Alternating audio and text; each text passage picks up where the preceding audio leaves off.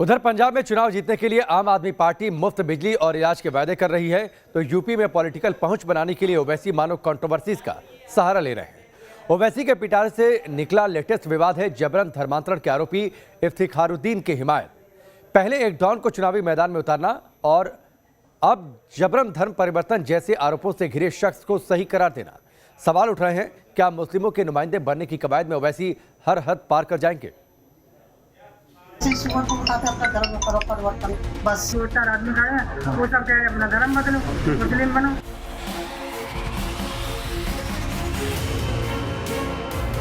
एक आईएएस ने अपने पद का दुरुपयोग किया, जरूरतमंदों को जबरन इस्लाम कबूलने पर मजबूर किया और धर्मांतरण का रैकेट चलाया।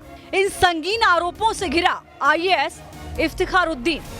एसआईटी की जांच चल रही है। इफ्तिखारुद्दीन की करतूतों को लेकर रोज नए सबूत और दावे सामने आ रहे हैं, लेकिन एआईएमआईएम के अध्यक्ष ओवैसी के लिए इफ्तिखारुद्दीन राजनीतिक साजिश का शिकार है। गौर से पढ़िए इस आरोपी पर ओवैसी का ट्वीट। अगर ये मानक है कि कोई भी अधिकारी किसी किस्म की धार्मिक गतिविधि से जुड़ा नहीं रहेगा, तो फिर सभी सरकारी दफ्तरों में एक किस्म के धार्मिक प्रतीकों या तस्वीरों के इस्तेमाल पर प्रतिबंध लगना चाहिए। अगर अपने घर के अंदर मजहब को लेकर चर्चा करना गुनाह है, तो हर उस अधिकारी को सजा देनी चाहिए जो सार्वजनिक धार्मिक समारोह में शामिल होते हैं। दोहरे मापदंड आखिर क्यों? ओवैसी ने ट्वीट तो किया, लेकिन इफ्तिखारुद्दीन के मामले में मुद्दा धार्मिक या मजहबी चर्चा नहीं, किसी मजहबी कार्यक्रम का हिस्सा बनना नहीं, बल्कि अपने पद की ताकत का इस्तेमाल करते हुए गलत तरीके से लोगों को इस्लाम कबूल कराना है। और इसी वजह से सत्तारूढ़ बीजेपी एक बार फिर ओवैसी को टारगेट कर रही है।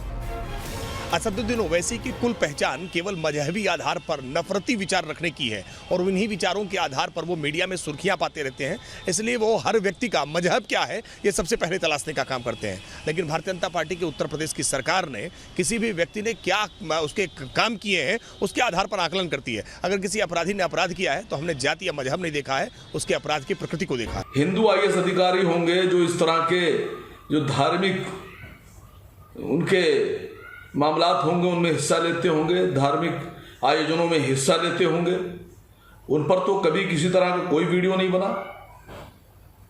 खाली मुसलमानों के खिलाफ एक साजिश के तहत इस तरह की कार्रवाई करके उनके वीडियो को बनाकर एक जो हिंदुओं का पोलराइजेशन किया जा रहा है इलेक्शन में, ये ठीक बात नहीं है। चुनावी माहौल में जब जब ओवैसी के कदम यूपी में पड़ते हैं, तब तब एक नई कंट्रोवर्सी खड़ी हो जाती है।